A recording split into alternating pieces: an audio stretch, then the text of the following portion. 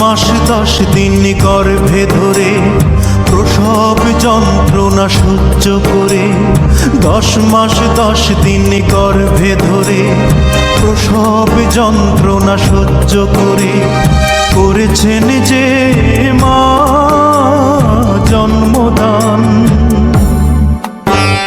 ঘুম পাড়ানি গান শুনিয়ে বুকের রক্ত দুধ বানিয়ে, ঘুম পাড়ানি গান শুনিয়ে বুকের রক্ত দুধ বানিয়ে করিয়েছেন যে মা দুগ্ধ পান।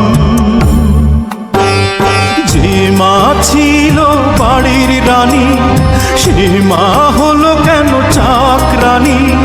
কোন পাষণ্ড করেছে কাজ, হায় আমি কি দেখছি আজ।